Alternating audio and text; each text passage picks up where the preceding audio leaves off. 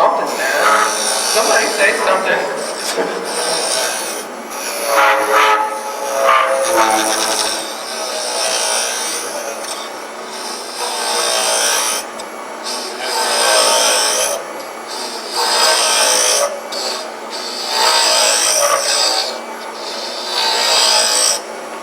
So you can see how easy it is to sharpen, so that's why I sharpen a lot.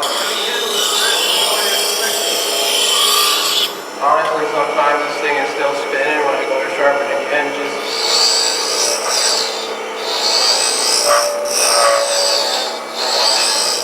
it's just a lot more pleasant to turn with a sharp tool.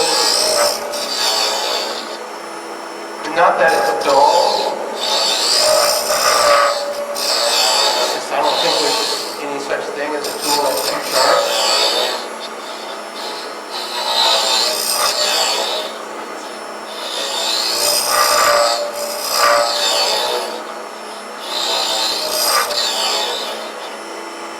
Okay.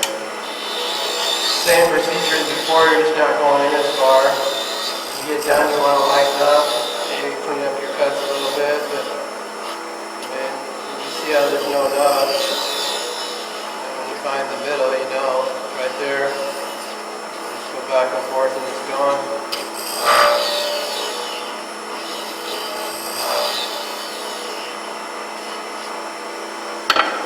Alright, now we make our lid recess cut.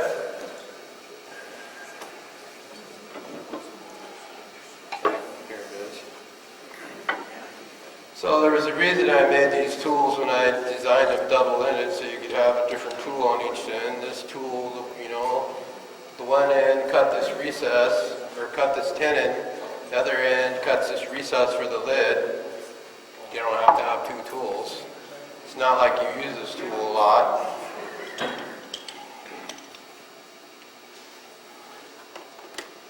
Alrighty. So how are we doing, Tongs? Yeah. He lies to me all the time. I don't even know why I asked him. So if you want to, if you notice the tool's at an angle, if you kind of want to get a parallel cut, you can get yourself dialed in. You just lay this tool down flat on the tool, on your bed leg, so that the flat runs parallel with your bed waves. That way you kind of know what angle that you're holding it out at. I just know from repetition, but that'll help you get a little bit more of a parallel cut. So this isn't a big cut, you're just cutting the recess for that tenon roll.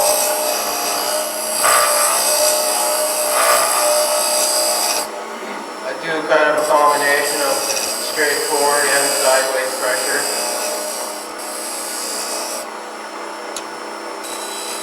I always put a little chamfer on the edge. So now we're going to see how close we are. Go a little bit more.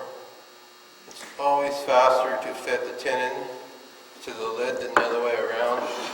If for no other reason, you don't have to move the tool rest each time. It only took me about 30 boxes to figure that out. Every time you shove the leg off to fit this thing when you're doing the lid, well, guess what's in the way of the tool rest?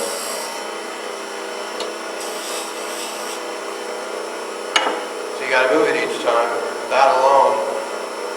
I'm going to bevel this back a little so that the outside surface is always touched.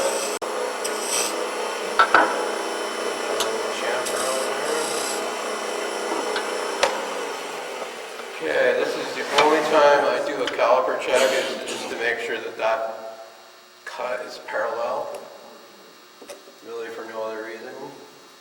And sometimes it's hard to see, so it's easy to pull it off and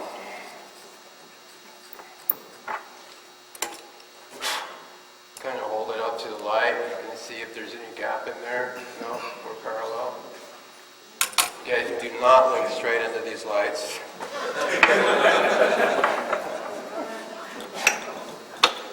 You'll see a dot for a while. Okay, it's much easier to fit the tin into the lid, just for no other reason, man. We don't have to do the tool rest. So now we're going to go back to the tenon. This is supposed to be the tricky part, and it's really not that tricky once you do it enough times. You can get it usually takes between 10 and 25 times turning the lathe on and off to get this cut to fit. So I start off with a nice little chamfer. Mini lathe, you can grab this wheel and stop it. Big lathes, you can't do that. You gotta wait for it to wind down. Okay, I hit this one pretty quick, so I'm on that chamfer, you can tell. Now I can start whittling away at it slowly. I do a tapered cut in case I get too small. There's still enough shoulder there. I can tighten up the lid. Now I have a chamfer on this and I have a chamfer on that. So we've slid on that. We have a little bit more room to play with than I think we do. So let's see if we can get this to fit in 10 or 12 tries. We'll see. That's one. So we know I can take this tenon all the way to the chamfer and we're good.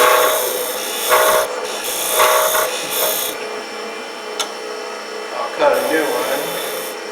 I made that one pretty big. That was probably going to be a little... No. Alright. Okay, that's two.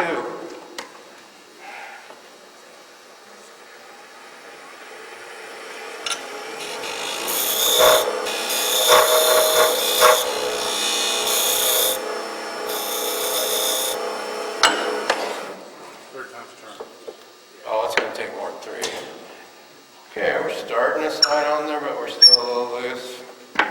We got a ways to go still.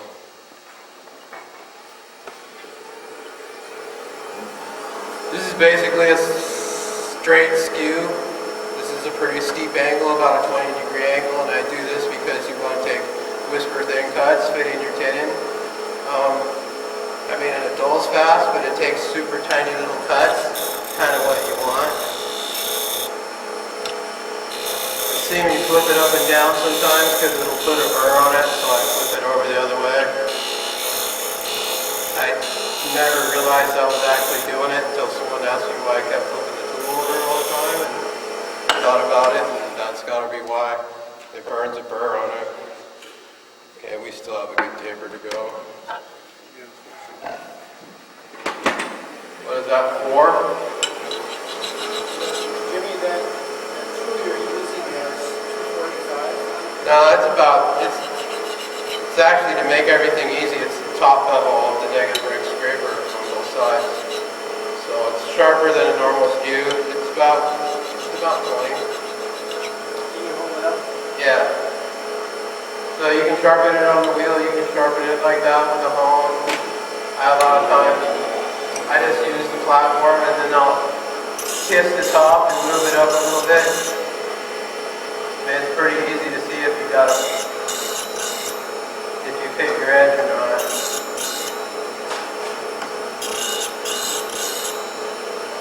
Yeah. So they wanted to see the angle.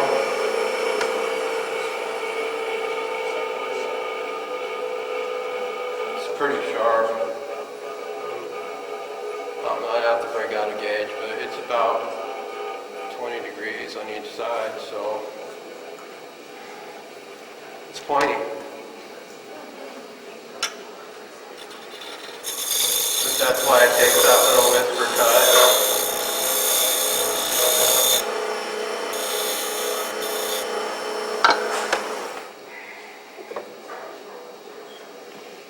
Okay, we still have a ways to go.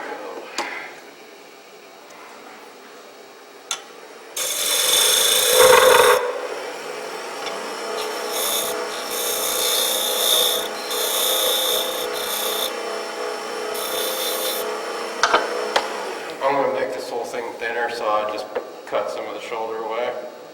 So what are we up to, 5 now or 6? And it's going to take at least 12.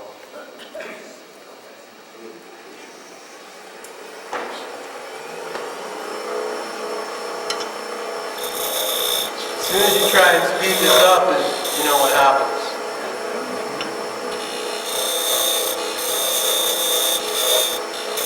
Build it up with pump. That takes too long, man. You're fine. cut it too loose now, I just take it off and start over. The whole putting CA glue in the lid and the tin in, trying to cut all that down, you can make a whole box faster than it takes. CA glue gets gummy and yeah, you just make a whole new box. It's way faster. Ask me how I know that. I keep a box on my bench that I spent 5 hours on, and 4 hours of it was on the CA glue, on the tin and the lid cut, and then it turned yellow later, but I just had to fix that little box. And yeah, no, I keep that there until just to remind myself, if you screw it up, you can just take it off and start over.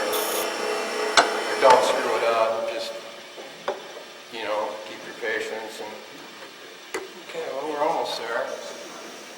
Now is when you want to start being careful.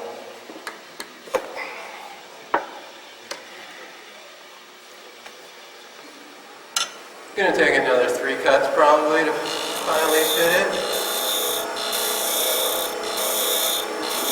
You never go wrong with the taper because you always have your shoulder that you can slide down on to make it tight.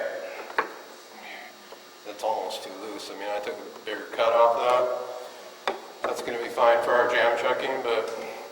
Jimmy, which way are you tapering? So that the narrow portion is at the top of the tenon, so that as you slide it down, it would tighten it up.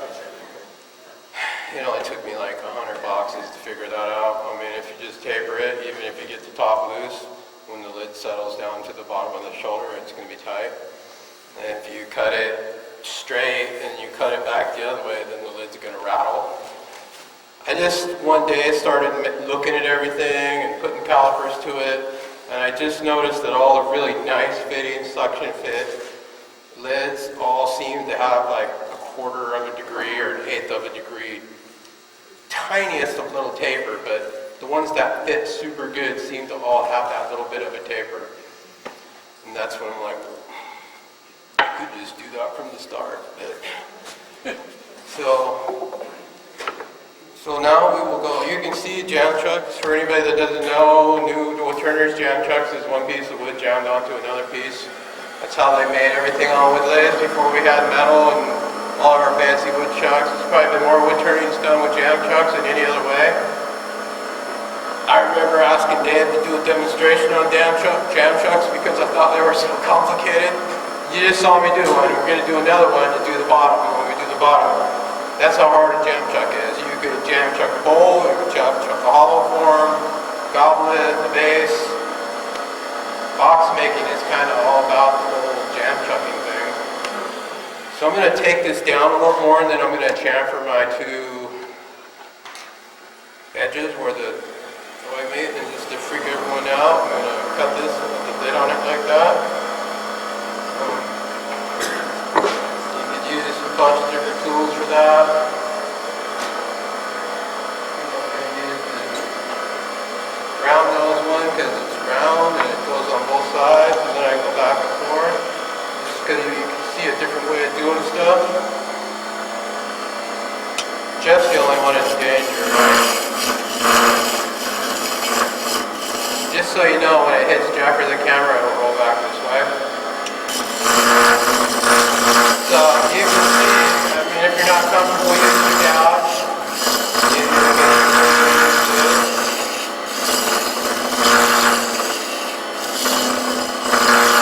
use the spindle gouge. If I use the spindle gouge, I end up using it on the side more than any of the other ways.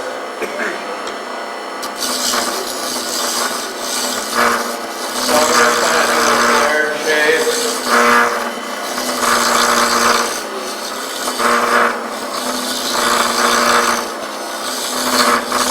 There's a trick to cutting on the side of your gouge with no bevel support. You'll figure it out.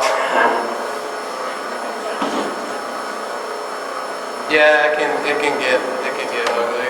So I'm going to pull this apart, put a couple chamfers on it because it's really hard to do once they're together and you forget. I forgot enough times. You can do it, but you're trying to do this in between 2 pieces of wood.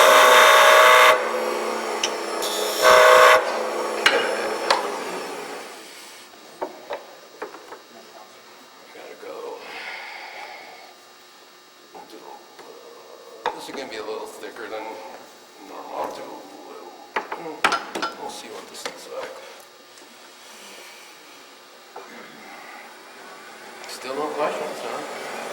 No one's falling asleep.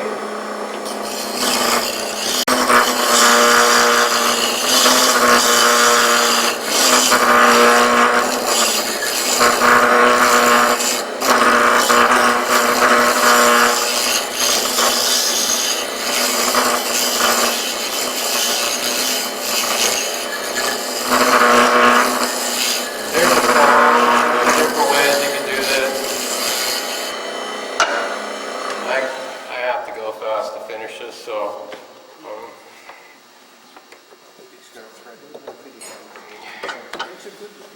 I'm going to take it down a little more. I don't like the way that cut is.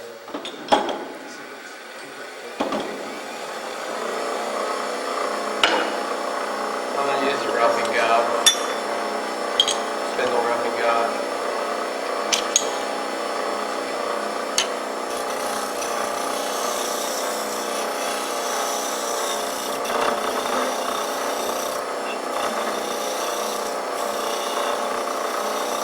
You don't want to cut uphill, that's why you kind of see me start at the top and come back down.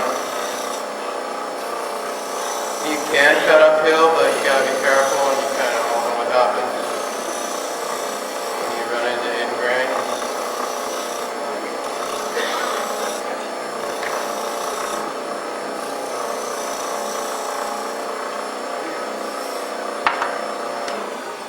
Alright, I'm going to pull this off. I'm going to put a chamfer on this, and then I will part this off.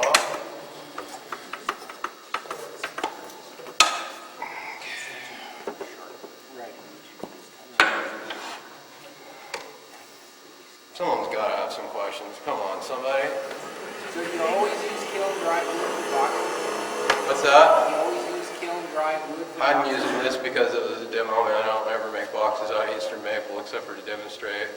I mean, you would if you were going to paint them or pyrography or any of that stuff. No, I usually just use air-dried stuff. That's why you rough them out first. I'm doing this because it's a demo, man. It's not caustic dust.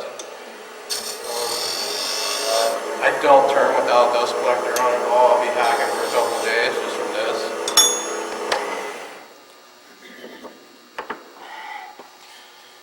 Okay, so I'm going to part our top off now.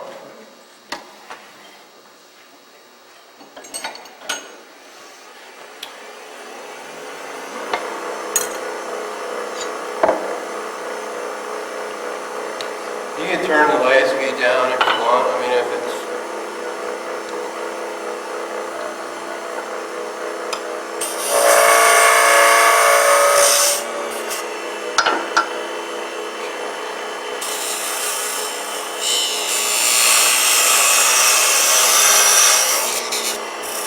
if you make a relief cut and come in the side again, it won't smoke as bad.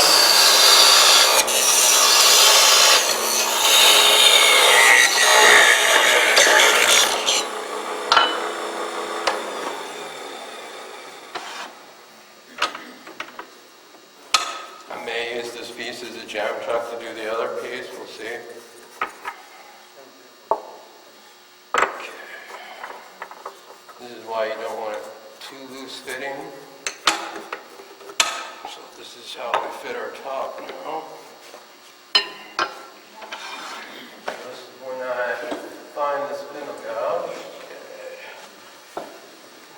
So we need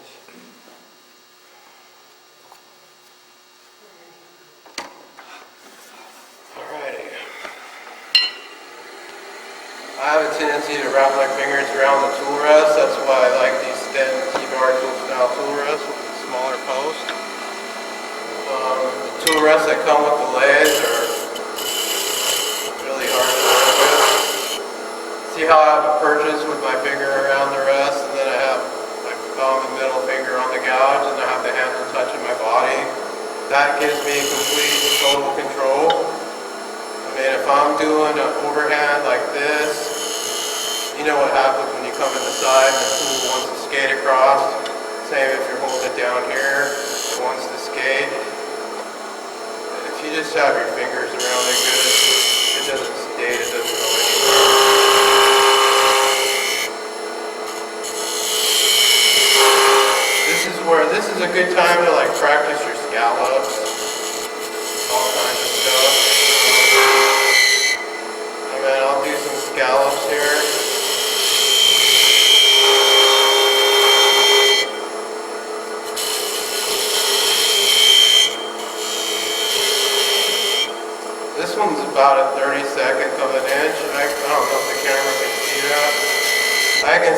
that in half. I can take one that's a 64/7 inch and split that one in half. I mean, you have just total absolute control of your tool that way. If you've never done it, you should really try it. And then, you know, there's lots of misconceptions out there.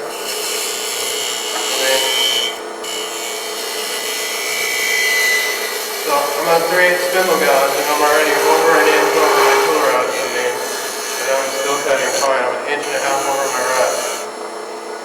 But they tell you you can't have a tool more than a 1/4 inch over your rest or it starts vibrating. Depends on the tool. Depends on your cut too. Okay. I'm going to shape the top a little bit more.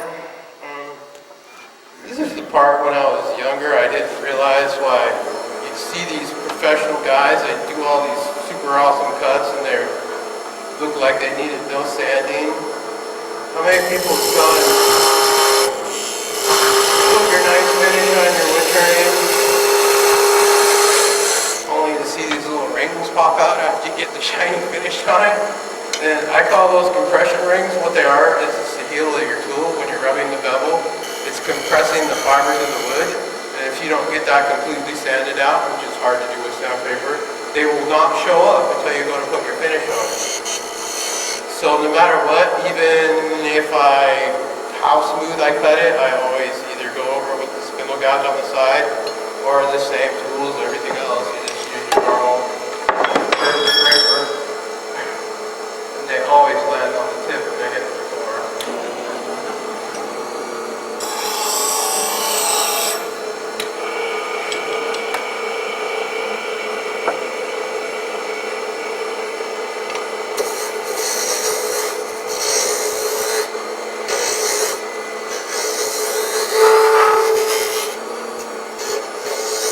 You don't get any little compression rings on it. I mean, I would normally use a spindle gouge. I can go faster with it.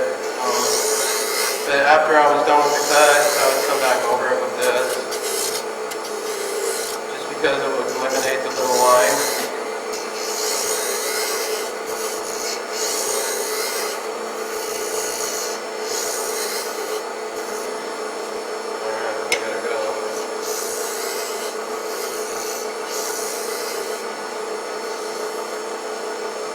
Hit that with 400, a little bit of 600, and do your polish, you'll be good to go.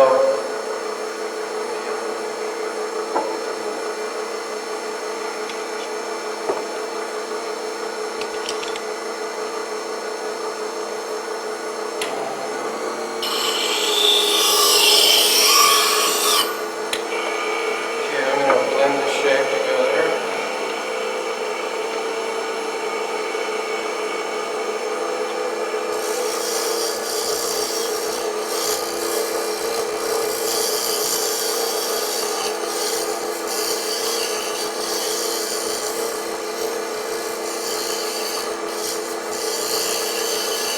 Sorry man, I don't have any good jokes to tell you. I used up my one, the women telling me everything I'm going to do wrong. So I'm like, before you mark your bottom, it's good to kind of check where you're going to be. You don't have to have anything fancy. I mean,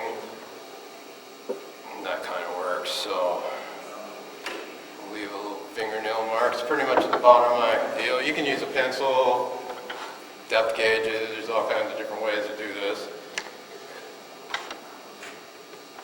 Okay, now we're going to be done. This is when you'd sand your lid. Sand all this. Now is when I'm going to loosen my lid fit a little bit because I'm not going to need it anymore to jam chuck it. So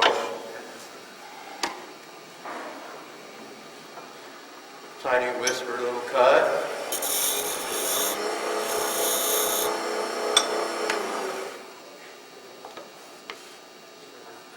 Yeah, that's a lot nicer.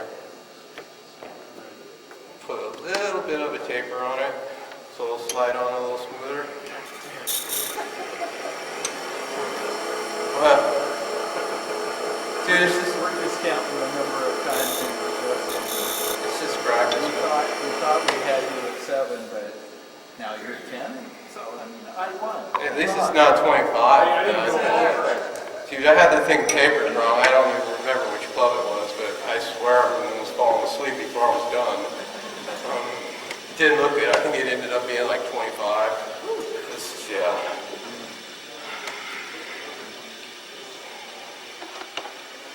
If you can get under 15, that's good.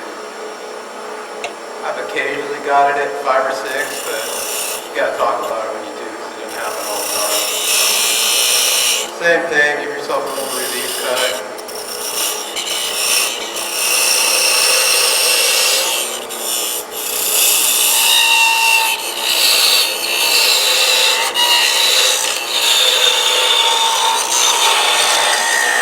This is when you can take and turn your lathe off, take a little handsaw and cut this off. That way you know you're not going to get any twist and in-grain pull out of your deal. I didn't bring my little handsaw, but on my nice exotic wood expensive stuff, I turned the lathe off and I saw that little last 1/8 of an inch off.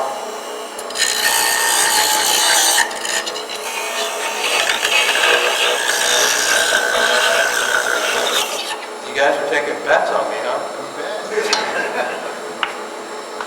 Alright.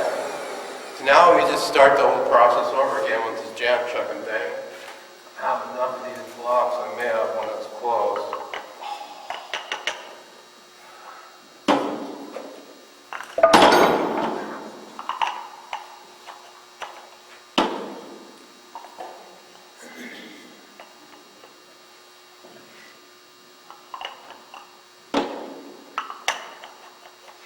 I'll use this one.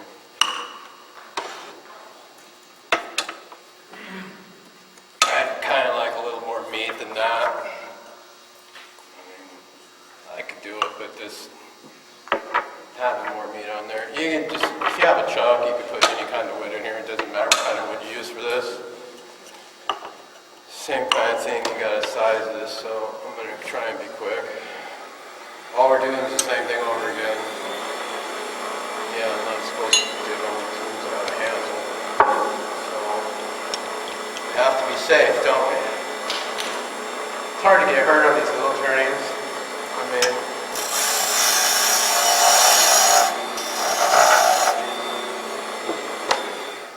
this is the same thing all over again.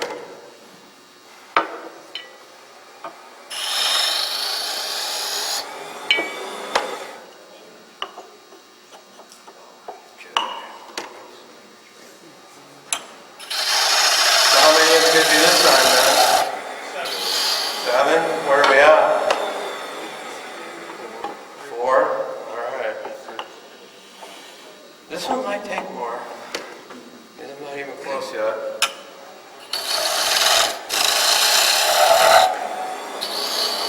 I'm going to cut a big taper.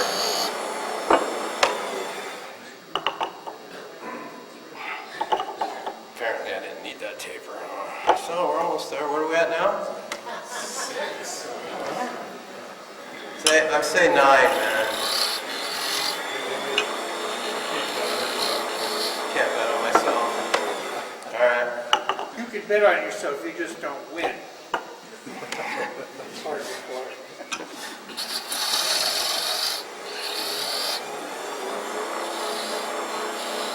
Now you can fit a lot of these on the shelf. After a while, for all you new people that are doing bowls, you're going to run out of space someday. Now we're at 9. I told you this was going to take more, man.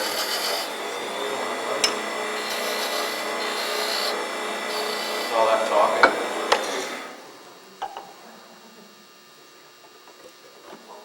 You're gonna make it work, aren't you? Oh, it fits, man, it fits. And you know, if it didn't, I could still get a little more out of it. And don't do this, because if you've seen the 2 sticks rubbing together, this speeds it up. I mean, it will light on fire in less than 20 seconds. I mean, literally will flame.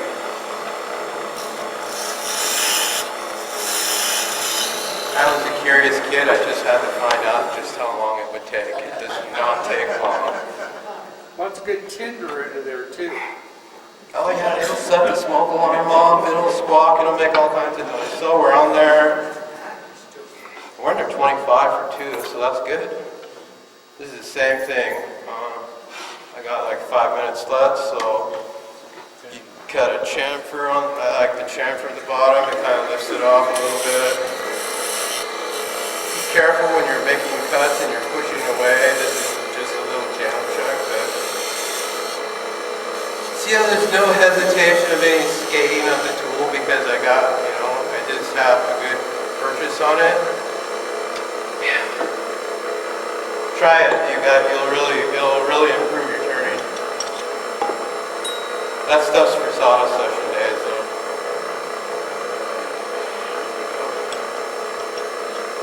Same thing. You can spindle gouge that. You can do it a whole bunch of different ways. If you use the negative rake scraper and you put the tool rest up against there, I'm not saying it still won't fly off the lathe, but it will hold it on there. It'll just rattle around and break your tenon.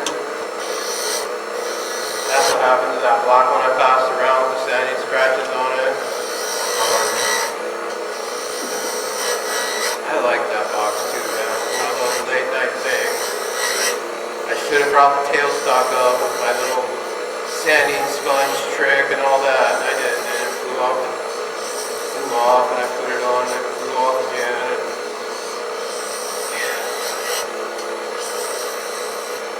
So you just want to do a concave cut, do your little sanding and finishing and all that. Pop that off. And if your lid is too tight still, I have found the best grit is 400. This will always go to show how good your eye is for proportion, just folding a little piece of paper. It seems weird, but all those little tricks kind of train your eye for that proportion thing. Don't ever sand the lid. Do not sand the tenon or the lid with the lathe running. You'll ruin your box. If you try doing this to the tenon, it rounds it over. It makes your lid flit sloppy. Take a little piece of paper and fold it into thirds like that. And you take and you can hold it in there flat on the recess of your lid. And usually it takes one rotation or less to fine fit that lid. You just keep it flat. 320 is too coarse, 600 is too fine, 400 is what works perfect. That's like one rotation. See how it slid on so much easier already? Still a little tight. These things will tighten up or loosen depending on the humidity in your shop.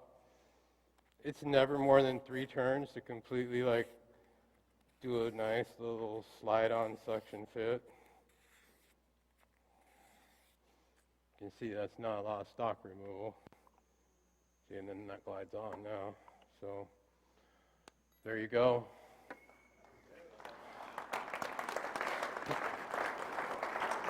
Alrighty.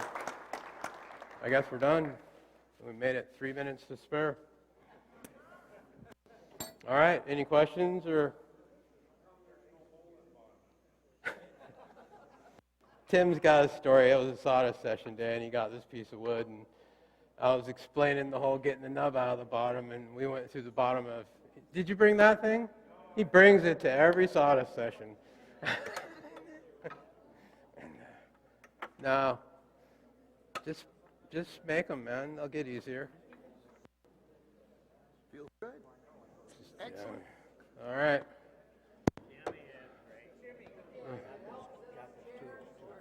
Oh, okay.